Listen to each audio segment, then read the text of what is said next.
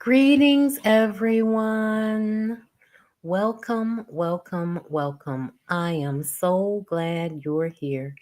Thanks for tuning in.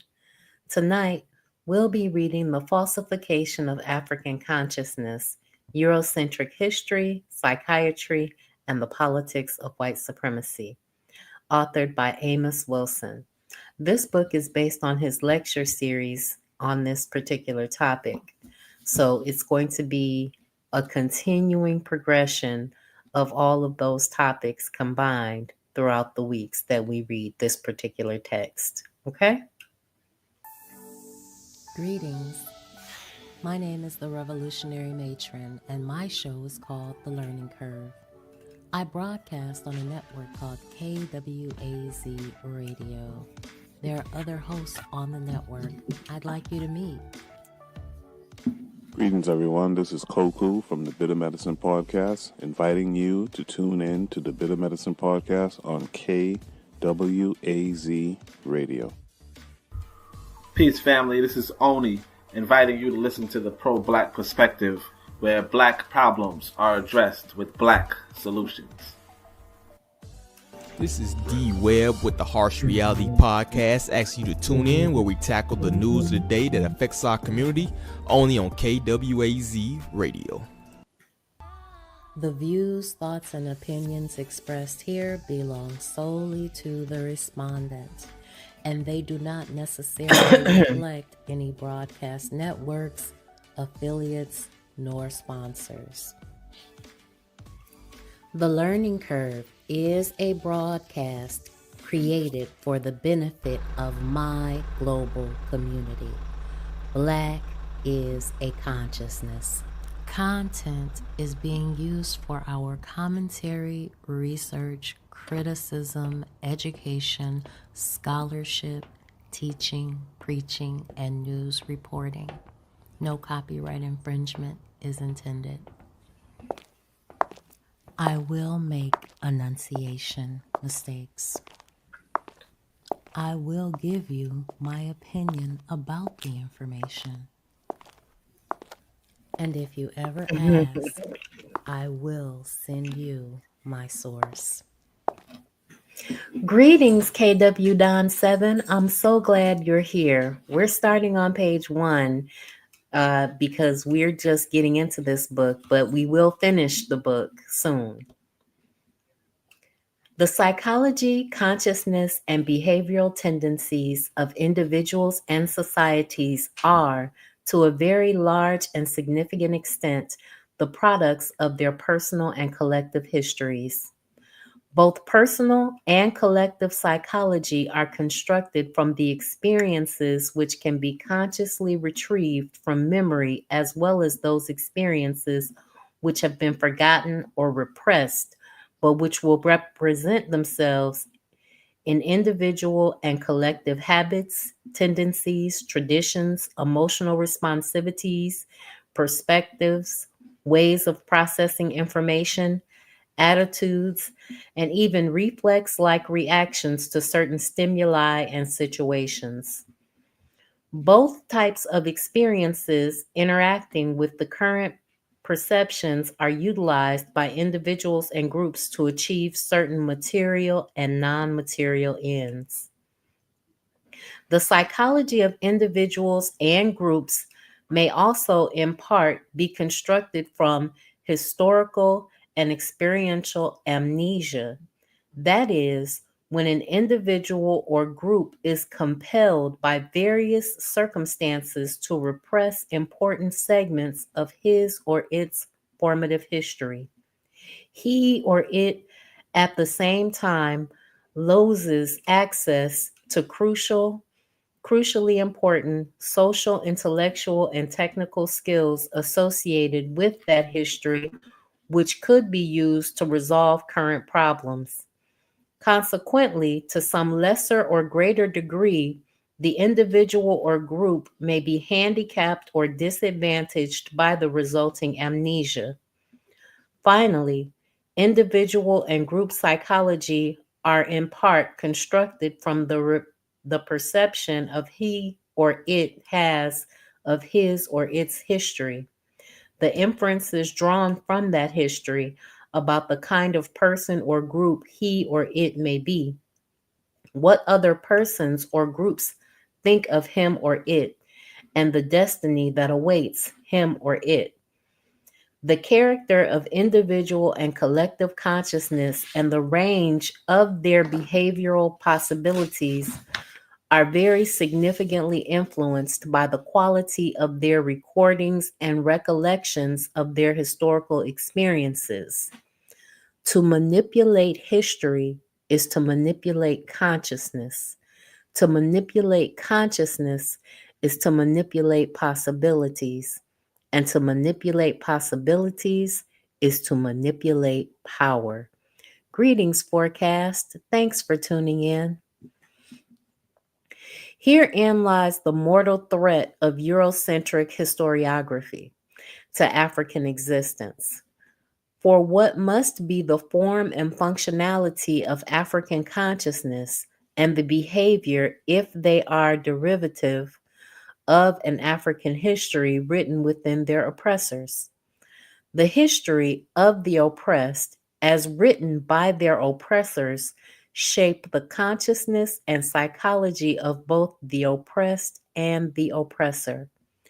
It helps to legitimate the oppressive system and to maintain the imbalance of power in favor of the oppressor. Eurocentric history writing is essentially an exercise in publishing apologetics for the European oppression of African peoples, often a gross and crude attempt to create and shape a subordinate and inferior African consciousness and psychology. It seeks to impose a social, historical, and cultural amnesia tax on the heads of African peoples and thereby rob them of their most valuable resources, their knowledge of truth and reality of self, their cultural heritage and identity, minds, bodies, and souls, their wealth, lands, products of their labor, and their lives. Eurocentric historiography is the most formidable ally of white racism and imperialism. Its treacherous role in this regard must be explored and reversed by African centered historiography written by African historians dedicated to historical accuracy and truth, historians who are unafraid to speak truth to power.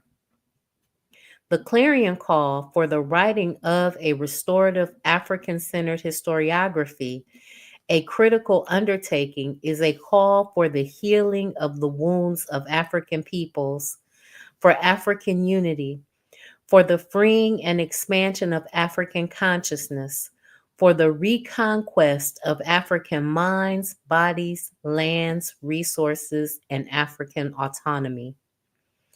Every Eurocentric social institution conspires with Eurocentric historiography to handcuff and incarcerate African consciousness, to justify and facilitate the subordination and exploitation of African peoples. They all work together. One such institution is the Eurocentric mental health establishment, a product and functionary of European imperialism. This establishment promulgates explanatory systems, diagnostic techniques, labeling, and treatment regimens which obscure the true origins of African mental diseases and maladaptiveness, the effects and after effects of white supremacy.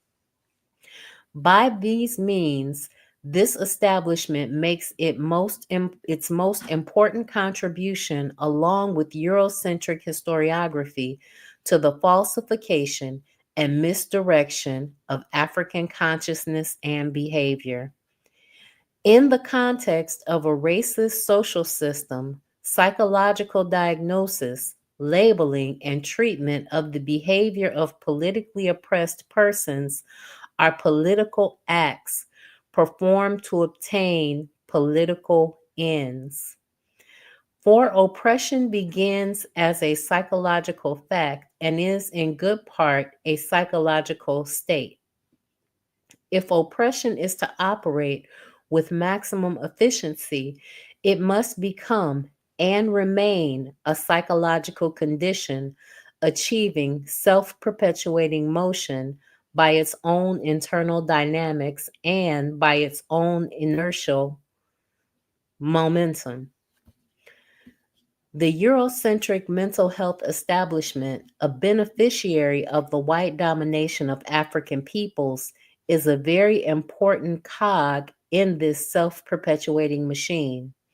Its reason for being is to nurture and sanction the imperialist and racist regime which fathered it.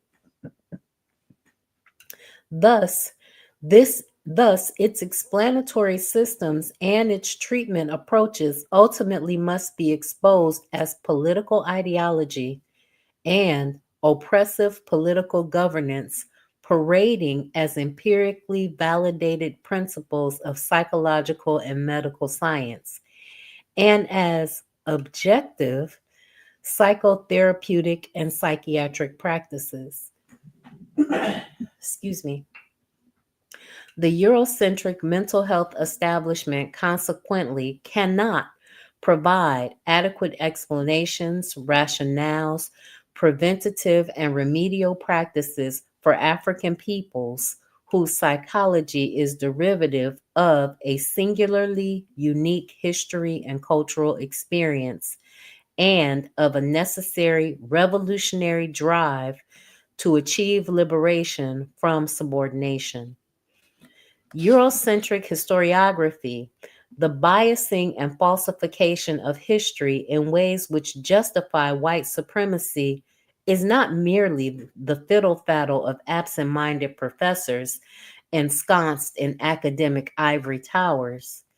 It involves a deliberate and serious exercise in myth making, in the development of Eurocentric cultural mythic thought, which rationalizes a concrete social order founded on the perpetual subordination of African peoples to European peoples.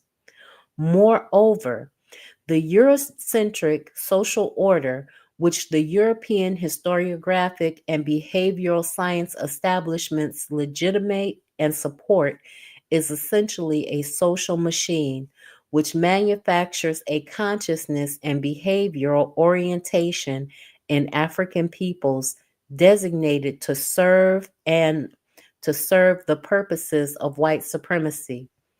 In this volume, we begin an exploration of the working mechanisms of the machine and the means by which it is to be dismantled. The healing of the collective African body, mind, and spirit, the expansion of African consciousness, calls for the accelerated advancement of African centered historiographic, social, and natural sciences, the development of incisive critical disciplines which can make decisive contributions to the establishment of a new world social order in which all humanity are free of oppression and degradation. It is our hope that the two lectures and the appended essay included herein will make positive contributions to this end. Part 1: Historiography and Oppression Exposed, an African Analysis and Perspective. Part 1.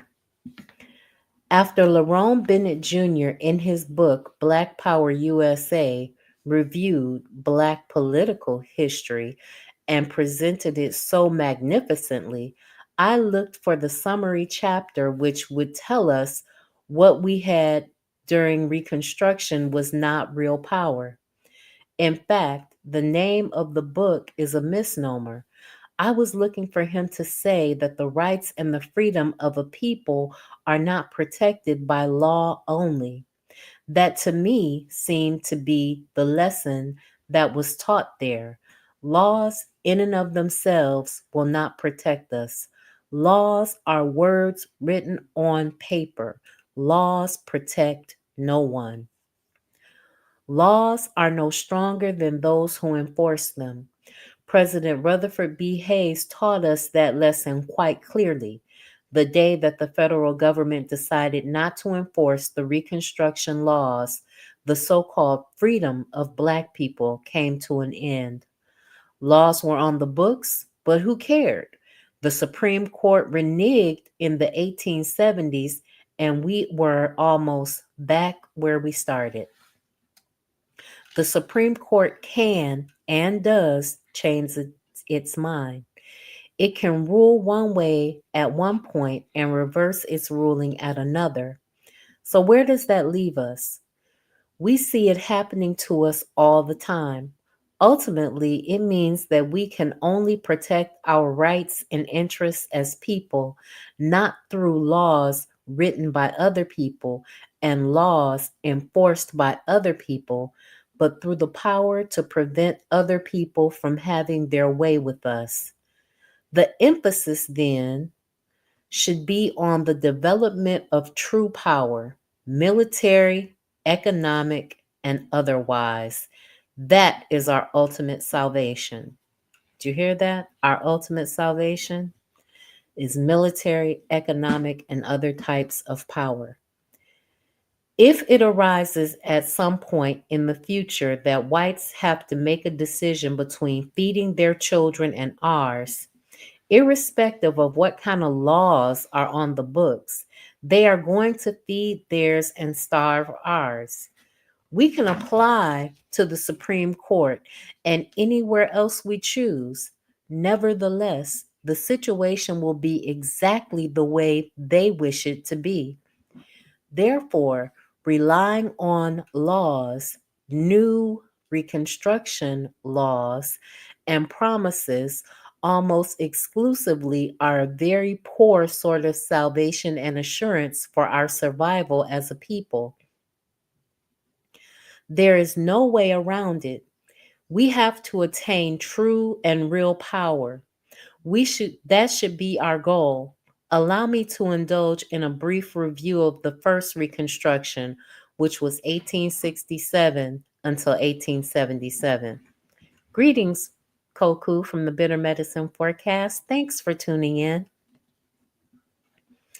Progression and regression in Reconstruction history.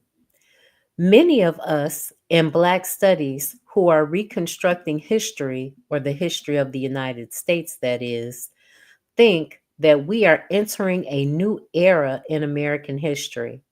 We may think that the things we are witnessing today, such as election of Blacks to political office and their appointments to various positions, their accomplishments in various corporations, and so forth, are something new in American history. Yet, the study of Reconstruction history should quickly convince us that we are currently undergoing is deja vu. Many of us view history in the continuing progression upward and onward. We have brought the American concept of progress, the idea that things must over time necessarily get better. There is no law in the universe that tells us our future survival is assured, that we will continue to exist now and into the future. There have been races and ethnic groups who have been virtually wiped out on this planet. There is no guarantee that our own group will not be wiped out as well.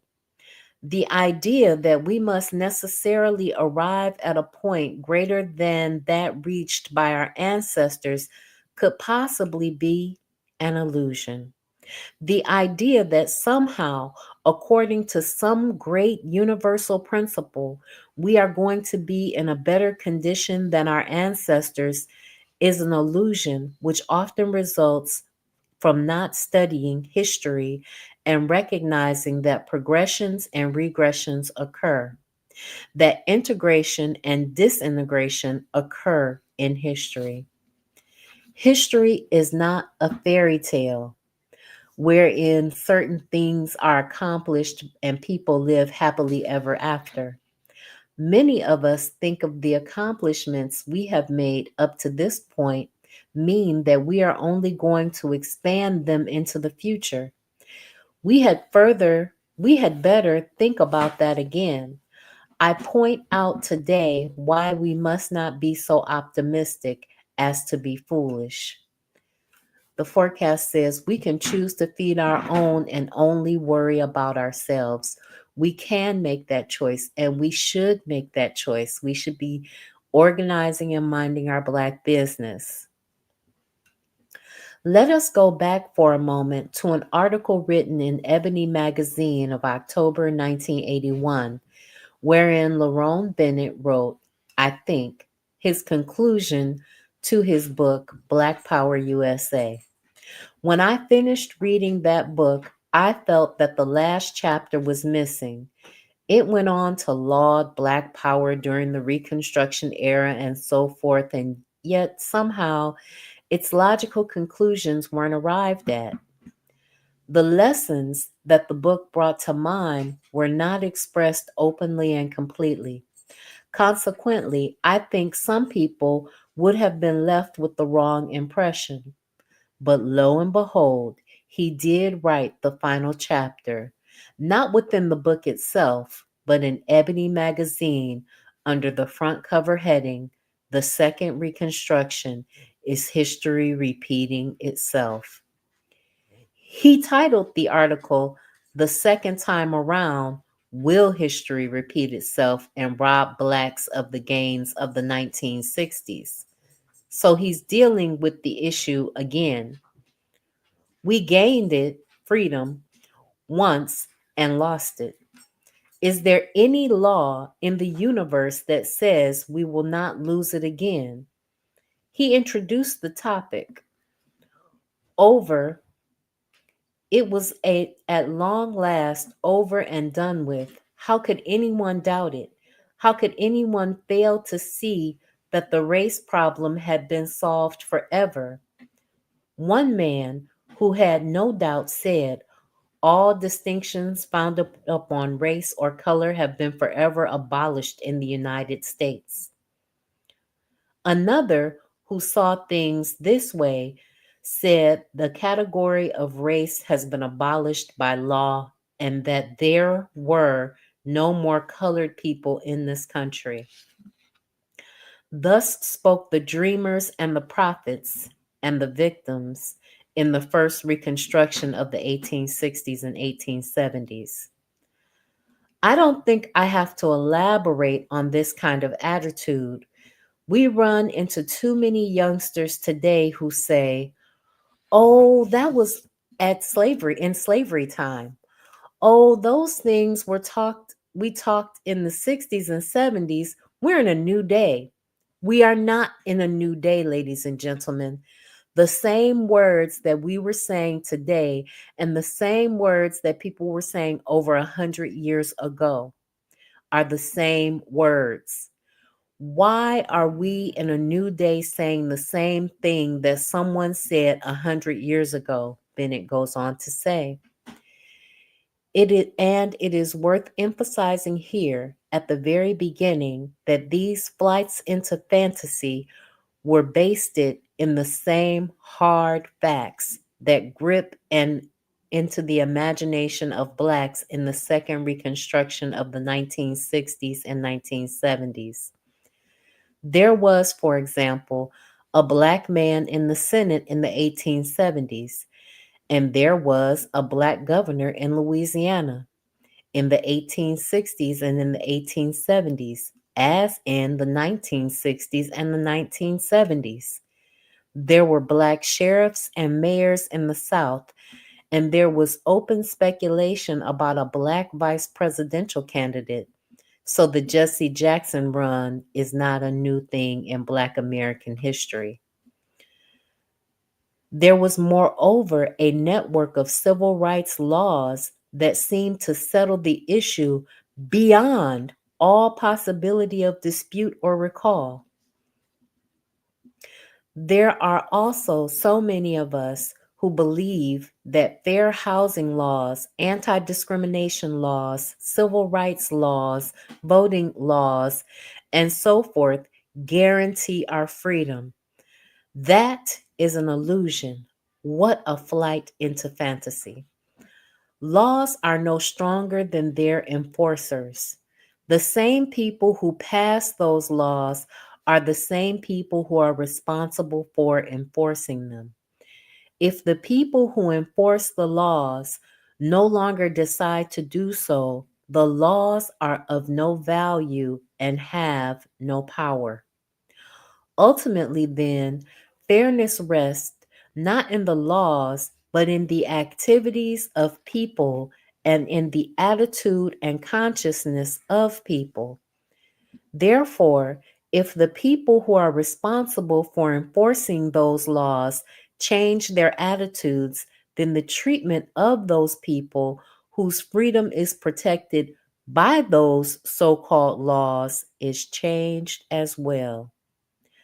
We cannot put our faith in a white man's law and the whites and the laws enforced by whites. I have warned, and it bears repeating, that if there comes a day when the society has to make a choice between feeding white children and feeding black children, no amount of civil rights laws or any other laws on the books will prevent those people from feeding their children first. It is a silly faith we have in laws.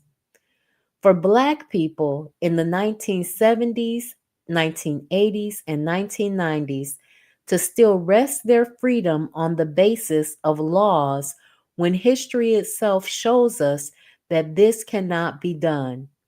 We must question our sanity and what we have learned from the study of our history. Back there, 100 years ago, there was a federal law protecting voting rights in the South. Does this all sound vaguely familiar? And there was a National Public Accommodations Act. So the Public Accommodations Law didn't begin with the freedom rides in the 1960s. We had those rights in the 1860s and 1870s as well. Such, in broad outline, was the racial situation 100 years ago in the 1860s and 1870s when racism was forever abolished in America for the first time. It was a short lived forever. I'll just read other selected excerpts from Bennett's article, quoting, as almost every schoolboy knows, the first Reconstruction ended in a major historical catastrophe that wiped out the gains of the 1860s. As a consequence, it required 100 years and oceans of blood for Black people to climb back up to the political plateau they had occupied in 1860 to 1870. So, as I stated earlier, history contains both progress and regress. However, regressing at this point in history will not be a situation where we will be able to fight the battle all over again. Regressing at this point in history essentially spells annihilation for Africans, not only in America, but for Africans all over the world. For as I said in Black Power USA, and as Du Bois said before me in Black Reconstruction, Reconstruction in all of its various facets was the supreme lesson for America, the right reading of which might still mark a turning point in our history. The election of Black mayors and governors and our getting jobs in white corporations can in no way ensure the survival of Black people. We cannot make the progress of Black people synonymous with our qualifying for degrees and getting jobs downtown. We must wake up to this because we've had this game played upon us before. Lerone Bennett mentions the founding of a prototypical war on poverty from the 1860s to the 1870s, according to the Freedmen's Bureau, and putting on the books civil rights laws, which were in some instances stronger than the civil rights laws passed in the 1960s and 1970s. In the wake of these events, there was an explosive growth in Black consciousness, and Blacks made many gains which surpassed, in many instances, the political gains made by Blacks in the 1960s and 70s. At one time, in fact, Black legislators were the majority of the South Carolina legislature. In the same period, as in the comparable period in the 1960s and 70s, poor whites received social and economic benefits which rich whites had denied them. Once we got in, we were good to poor white folks. We set up a school system and a whole lot of other things. I'll conclude this portion by reading this. Long discussions about the morals and educational equivocations of Blacks obscure the main point. Power, or the lack of power. The worst thing that can be said about some leaders of the Reconstruction period is that they did not seem to understand that the only issue was power. We don't talk about that issue very much today either. It seems to frighten many of us. One final point is relevant to an understanding of the power realities of the social movements of both the first and second Reconstruction. In both cases, social and political leaders failed to provide the economic balance that made political balance viable. No one understood this better than the Black masses of the 1860s, who said in the marches and demonstrations that their freedom was not secure without a firm economic foundation. So we knew we needed reparations even back then. Therefore, think again when we celebrate Frederick Douglass, Harriet Tubman, King, and others. We should begin to look at the central issues. If our study of Black history is merely an exercise in feeling good about ourselves, then we will die feeling good.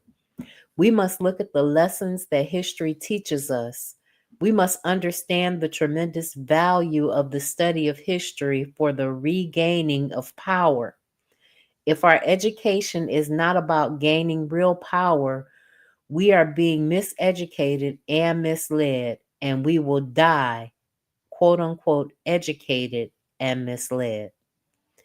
So as you can see, it's all about power. The forecast says we always gonna find some white folk to love and treat well. Unfortunately, that's what it seems like, because during Reconstruction, we treated the poor whites well, and the poor whites still wanted to be anything but a Negro. And because they wanted to be anything but a Negro, they disrespected our offerings of better schools and better living conditions even for them. And we haven't learned from our past that treating the lowest white man good isn't going to get us anywhere, because they don't want to be Black.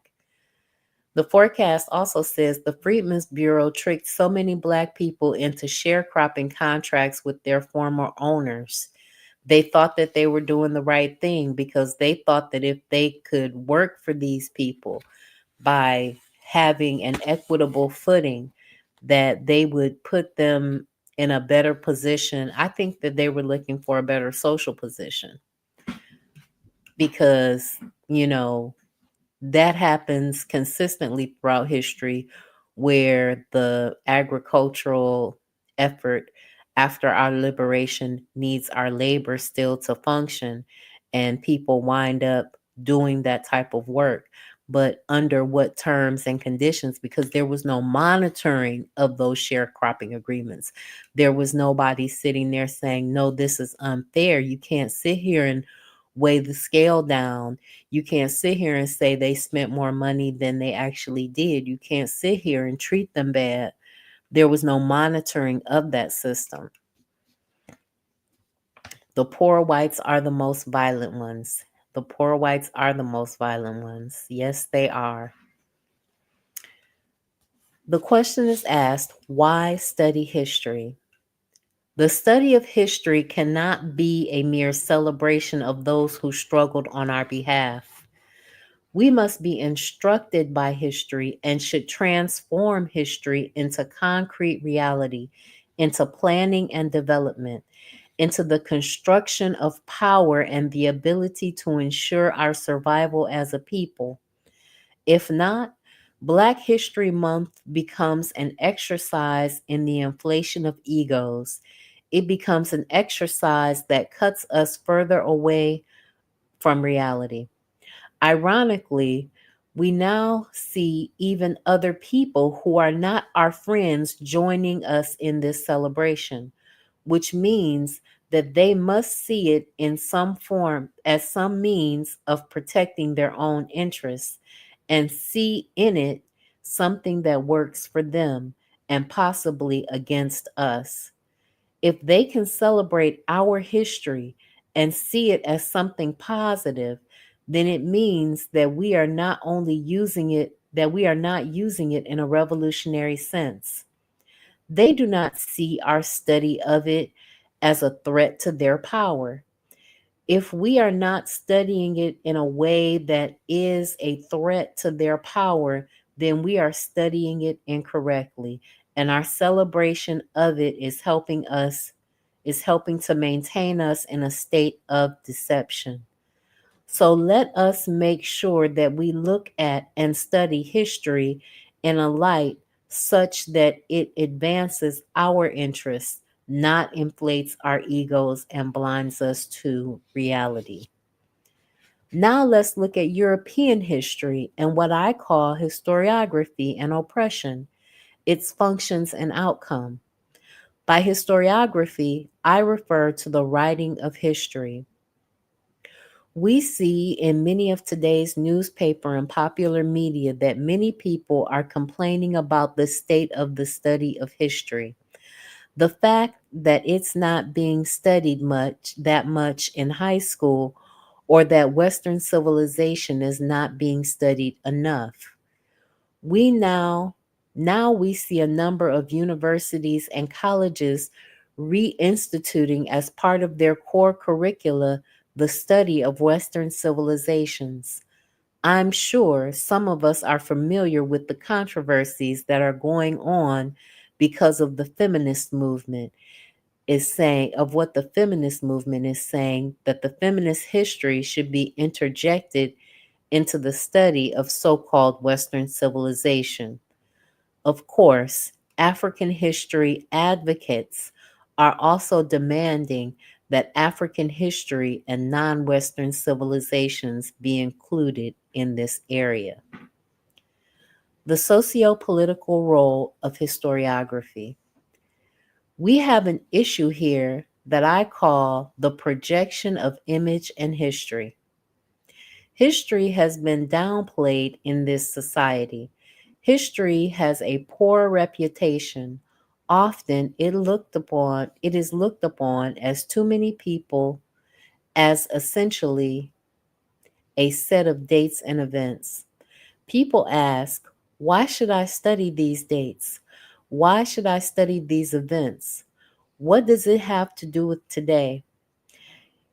It is as if they say, okay, it may be used to explain how some things came about in today's world, but probably we could live without it.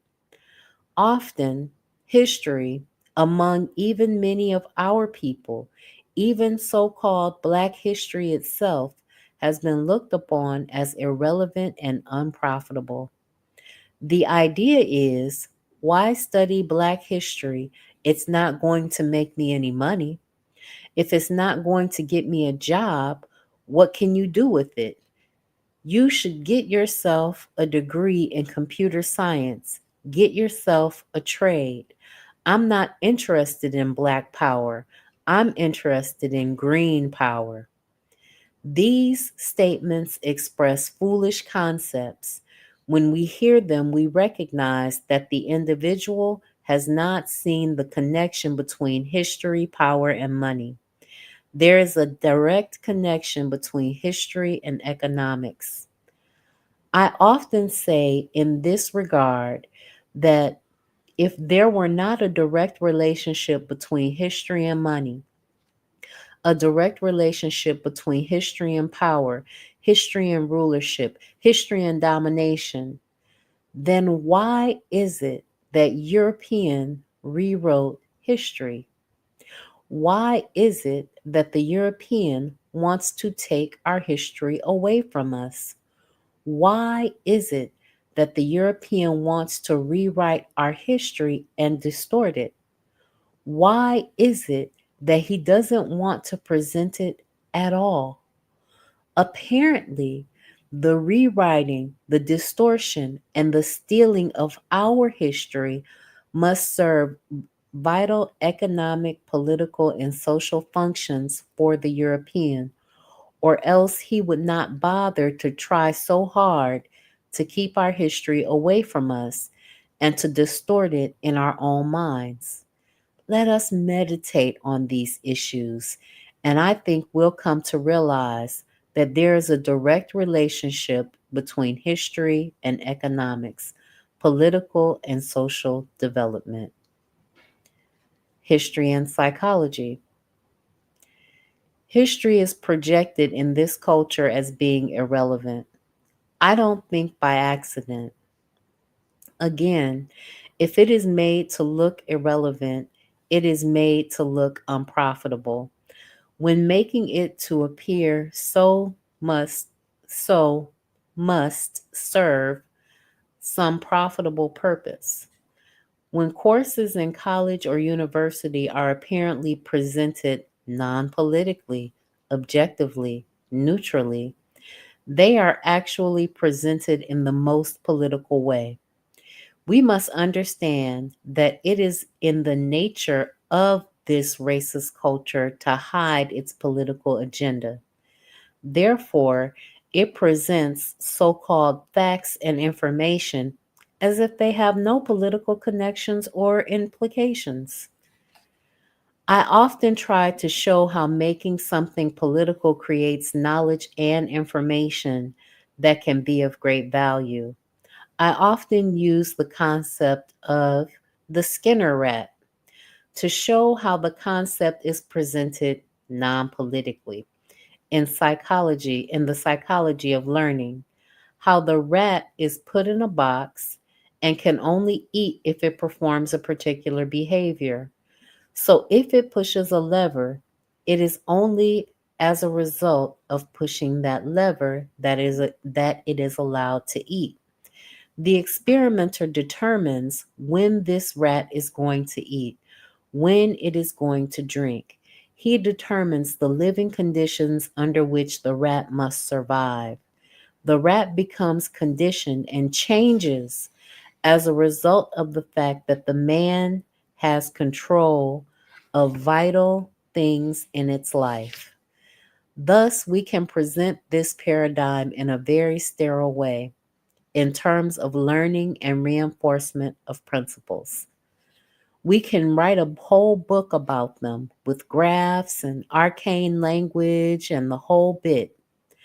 I often point out how a black student can learn Skinnerman's psychology better than the white student, and still, as a result of having learned it, be made dumb by it because it is taught on a race neutral, neo non political level. But I often ask my students whether there is only one way of looking at this situation. Why not look at it politically? This rat is conditioned. In other words, it reflects the conditions under which it is forced to survive as the result of a set of power relations. So, why not analyze this experiment in terms of power relations? Based on these terms, we may reach the conclusion that the conditioned rat is socially created. Its personality is a social creation. What it learns is the result of a power differential between the rat and the experimenter.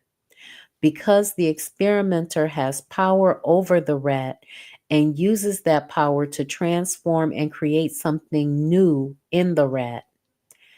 As a result of the conditioning experiment, the rat is different from other unconditioned rats.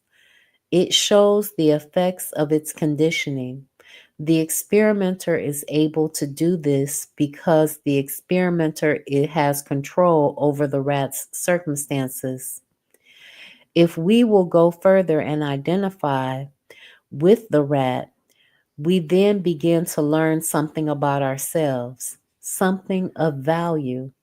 We will then have grasped something that can lay the foundation for revolution and change, not a sterile bit of knowledge and information that we can't use. I've often asked my students, who has control of your food? Who has control of your electricity? Who has control of your water, of your jobs? Who tells you what to wear when you go to work? Who tells you when to come to work, when to leave, when to go to lunch, how to speak, how to write, how to do this, how to do that? And how are those things taught? And how are they conditioned? It is by reward and punishment. You do this, you get paid. You don't do this, you don't get paid. You get a raise, you get docked. What do we have here? We see the same basic situation and the same basic principles for conditioning rats are now transferred to life and reality itself. Therefore, to live in the ghetto under the power of another people is to be created by that people. To be rewarded or punished by that people is to be created by that people. What would happen if these ghettos we live in today are surrounded by a force that blocks the food and the water, cuts off the electricity and the other things? What kind of situation would we be in? But even with the water coming in, the food coming in, we are still created and conditioned by the circumstances under which we live. We are living under them as a result of the exercise of the power of another people over us. Therefore, if we wish to change the situation, such as the conditions under which we live, then we must change the power relationships. If we are to prevent ourselves from being created by another people, we are to engage in the act of self creation. We must change the power relations. Greetings, Sister Ra and the elders listening with you. Thanks for tuning in. With the political approach to Skinner's rat, the African student not only learns what the white student learns, but learns more and learns something of value to himself. What he learns becomes a basis for self understanding and knowledge, a plan for the future, and a means by which he or she can change his or her situation. Without the lesson being taught in this way, we will have a bunch of educated people who wonder why we cannot get out of the condition that we are in. Don't we have that situation today? We thus produce a bunch of educated people, as I have expressed before, who the more degrees they get in business administration, the fewer businesses they have to administer. Who, as they go into the colleges and the Wharton schools of finance and the Harvard schools of finance and so forth, they find their communities being inundated by Asians and other groups. Apparently, their degrees are not designed for them to control their own economic situations and circumstances, but because the information in the courses in economics are seen as neutral and non political, the student is more radically politicized than in any other way. African centered education recognizes that the whole of human life is a political system, and therefore it interprets its materials politically. It is through political, economic, and military action that we must change our circumstances. If those things are not applied in the context of our education, then we are being educated to just be servants. Educated servants. Because it is the intention of Europeans that Blacks never escape their condition of servitude. A higher education means that we will just be educated servants, nothing more, nothing less. Hence, we have to look at our situation politically and socially.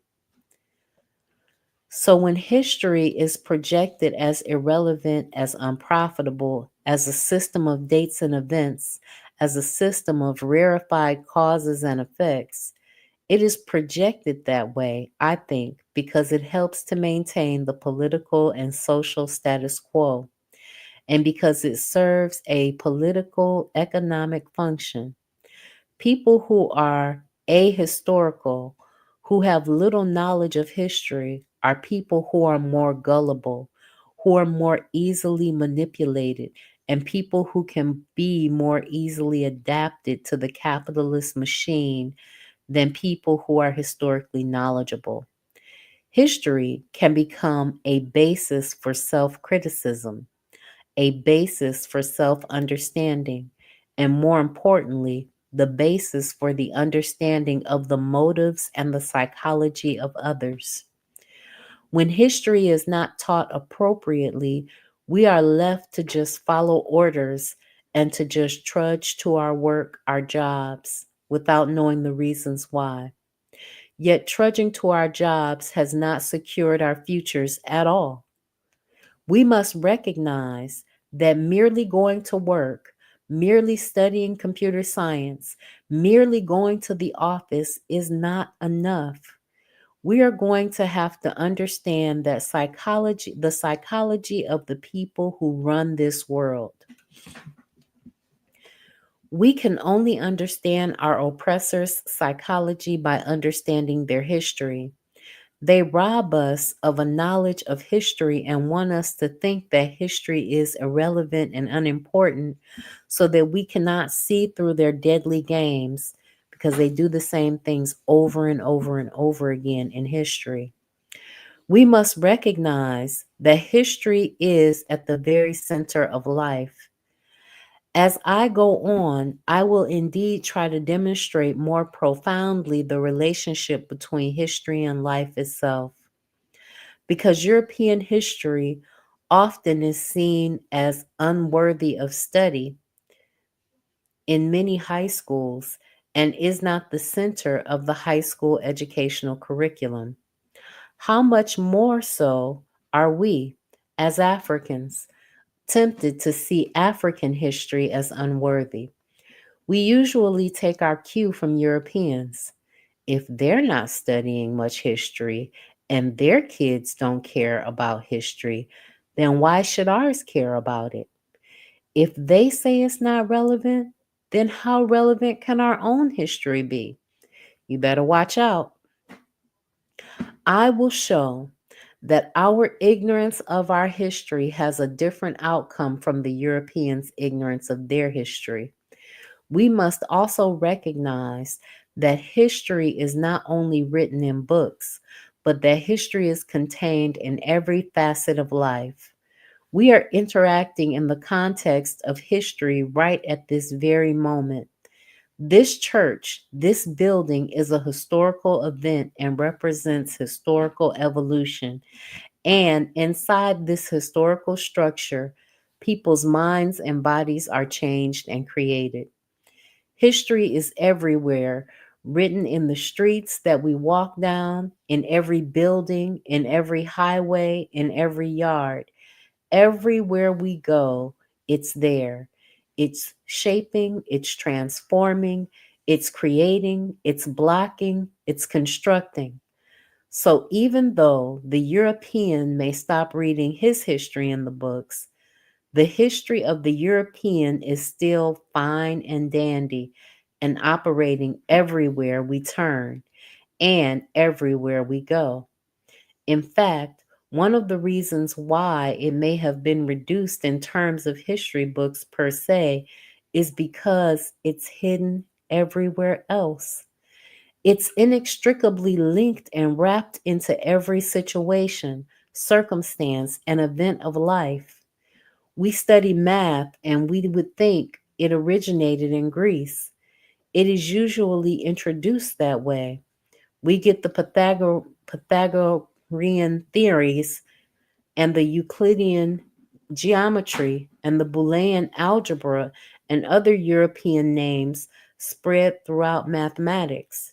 The names and the concepts and who first discovered it are history, images being projected. We are not learning just neutral science and mathematics. European history is inculcated right in their study. Every course we go to is intertwined with European history. We can't escape it. So, simply because we don't show up in some class that calls itself the history of Europe, don't think we're escaping European history. Not by a long shot.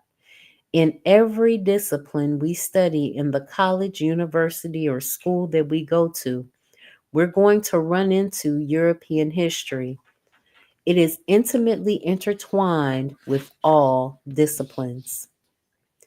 As long as our own history is not intimately and inextricably entwined with everything we do, with every study we undertake, it is not represented in our universe, in our buildings, and and on our walls, in our houses, and on our streets.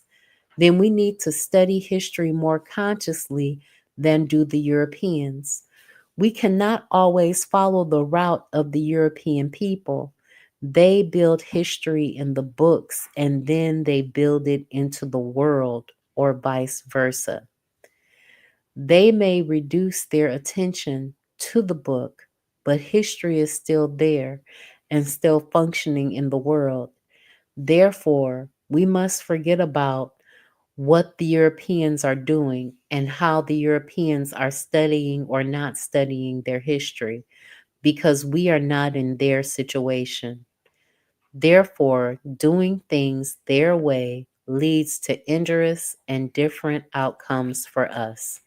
So, as you can see, we have to get to the point where we're studying our history, where we know the differences between our history and their history. And we can't just make something up. We can't just use propaganda to prop us up, although that's a good starting point because that's what they used. The difference is the Pythagoras formula was stolen from Comet, is what KW Don says. Yes, it was. The Pythagor I can't say it right now. I can say it when I hear it. The Pythagorean theorem was stolen from Comet. We have to get to the point where we are looking at our history so that we know all of it comes from us. Everything that they have put their name to comes from us. Everything that they are proud of comes from us. That they destroyed original text after copying what the information that they wanted and needed. And they know that everything comes from us. They know that everything comes from Kemet and ancient Africa. but they are ashamed of their history because most of them really are poor white trash. That's their lineage. We don't have that lineage. We have even our most average African person had exceptional skill at reasoning and logic and building because somebody had to put the pyramids together. Somebody had to wrap the mummies. Somebody had to embalm. Somebody had to come up with the perfumes. Most of them, they were in the dark ages before we tried to save them. Yeah, most of them were in the dark ages. They didn't know how to clean themselves. They thought that it was their royalty, thought that it was an honor to not take a bath. And she was the cleanest one of them all and took a bath like one time a year. So we recognize the importance of hygiene when it comes to cleaning ourselves and being clean, you know. And they have a resurgence of this nonsense of not bathing, of not bathing and not washing their hands. I would never eat anything that came from a white coworker's house because I don't know if they wash their hands enough. You know, they play with their pets, they go to the bathroom, and they don't wash their hands. Forecast is laughing at me. He says they threw the baby out with the bathwater. So, what do you guys think? Do you think that this is a good book? Because I think that Amos Wilson takes on a very conversational tone with us and takes the opportunity to talk to us about the fact that, listen, a lot of Black people didn't know about Reconstruction that happened and how white people had white backlash and put them Black people out of office, chased them out of town, and held different elections. A lot of Black people don't think about that. A lot of people thought that we were living in a post racial world when Obama got elected. I don't see how they thought that, but they did. They thought that we were living in a post racial world and that things would be different, when in fact things only got worse for the mass of Black people because they couldn't stand to see a Black face in the place, even though his consciousness was effectively white. Because he did some things, but he didn't do anything close to what white people do when they get into office. White people, especially white Republicans, get in office and they rule. They push through their bully. They use the bully pulpit to be a bully. That's what we're living through with Trump, where he's pushing through things with executive orders and trying to force the hand of the legislatures to agree with him so that he can get his agenda off. Yes, the book is based on his lecture. Much good reasoning, Miss Sister Matron. Yes, thank you. Thank you, Sister Raw. He does give us good reasoning. And yes, the book is based on his lecture, as KW Don 7 says. All right, guys. I try hard to only hold you for an hour throughout the week. I'm going to get better about this. I will be back on Thursday because tomorrow night you should be listening to the forecast at 8:30. So I'll be back on Thursday at 7 p.m. to read the next part of this book. We can get through about 20 pages a day. So KW-7, by the end of next week, we should be where you are in the book. KW-7 is reading this book. He's on page 111. We're on page 20, but we're going to get there together. I thank each and every one of you for listening. I want to thank KW Don 7 for being here. I want to thank the forecast for being here. Thank Koku for being here. Sister Ron, the elders listening with her. I know that Anthony McPhail is listening and so many others. Oh, wait, let me see. I missed a comment. KW Don 7 says Africans in America fell further behind with Obama in office. Yes, we did. Because we went to sleep. We had a black face in a high space and we went to sleep because we thought he had our back.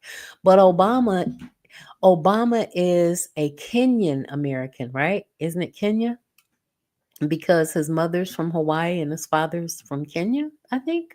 I think it's an African country. So he's a true African American because he can trace back to what tribe in Africa his tribe comes from. He comes from.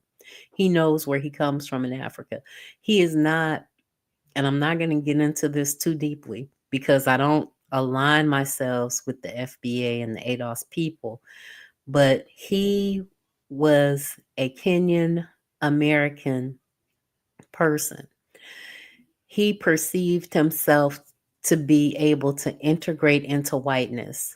There are rumors that say that all of his other girlfriends were white and Michelle was the one black chick he dated and he married her. So he perceived himself as not of us. He didn't come from the history and legacy that we have of being enslaved. Now, maybe his Hawaiian family used to be black or used to be native and they kept marrying white and that's how they became white.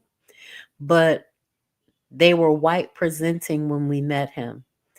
And his father was Kenyan presenting when we met him.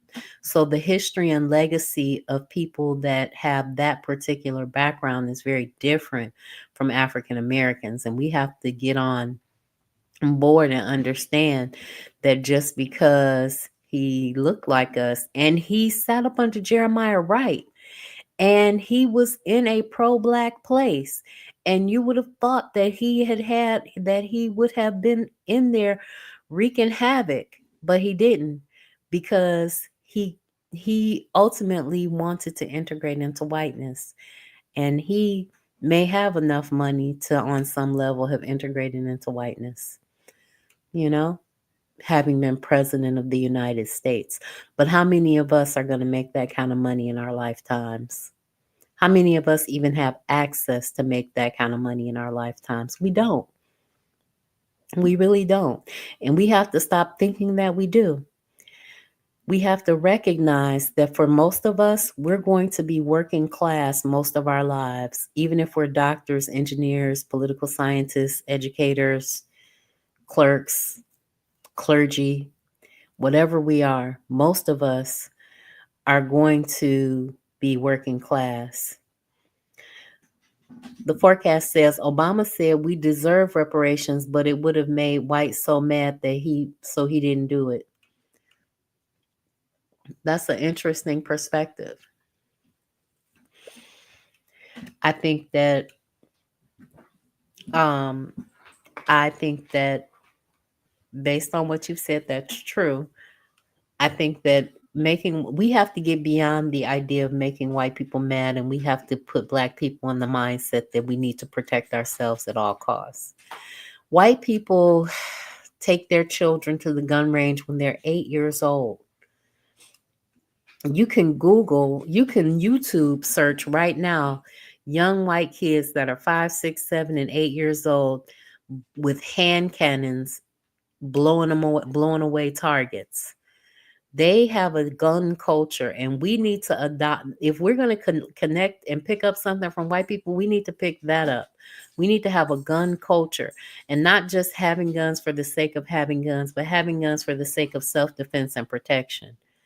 You know, when they talk about people having guns, and there are at least, I think they said 3 guns for every man, woman, and child in America, that we are heavily armed citizenship, that we have to get to the point where we, the black people, are armed, where we are buying bullets. I don't care if you can't buy a gun right now, go buy some bullets so you can help somebody out that's got a gun, you know? You have to get to the point where we are looking at arming ourselves the way that they arm themselves, because they arm and prepare their children at a young age, you know. So we have to get beyond this fear of making white people mad because they might do something or because they might react. They are going to react. Every white person is going to react to Black power, at Black attempts at power. They are going to have a reaction, whether it's your white doctor, your white neighbor, your white colleague. They all have a repulsive reaction and they cringe from the idea of real Black power. Amos Wilson says it is military, economic, and political power. That is the ability to protect yourself, the ability to spend your money in a way that is beneficial to you, that reinvests in you, and that is telling your own story. That is how those aspects transliterate into the real world. That is being able to protect yourself, military, being able to have your money invest back in you, economic, political, being able to tell your own story, taking control of your own narrative. All right, guys. I If no one wants to come up, I'm going to get out of here. I don't Like I said, I try hard not to hold you guys long. We get to the point where we excuse me, we get to the point where we have forgotten many lessons of our past. We forget the things that our elders have taught us. We forget the stories that they told us. We forget the lessons that we've learned.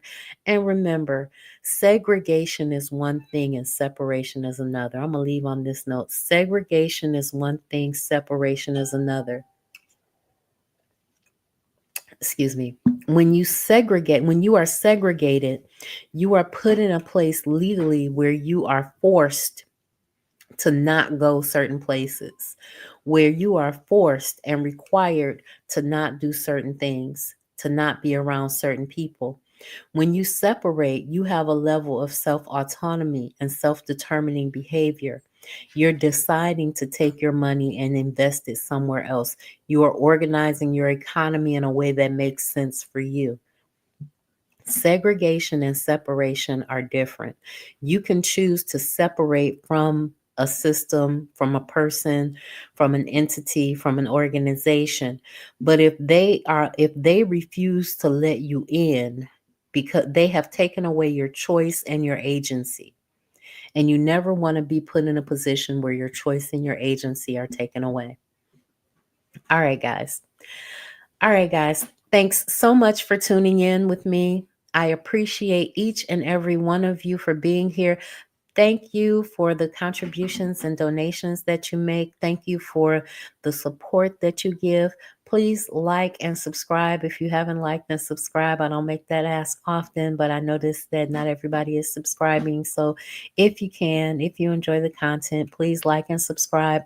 I'll be back on Thursday so we can continue reading The Falsification of African Consciousness, which, according to Amos Wilson, starts with rewriting history. That's what the Europeans did. They rewrote all of Black history. They rewrote all of Black history and made it white. Also, last thing, I promise, your image of God has to look like you.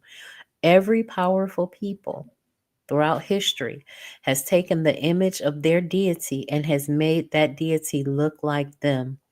So if you take the image of God and you cleanse it and you put it through your lens, then you have started the process of re-Africanizing yourself. There is a creator, but you have to first see the divine in yourself. So whether you put a mirror up on the wall, a Black Jesus up on the wall, a Shango up on the wall, whatever you put up on the wall, so that you recognize that the divine looks like you and that there's a spark of the divine in you, then you can begin to reclaim your African mind. Thank you so much for tuning in. I will see you guys Thursday. Peace, guys.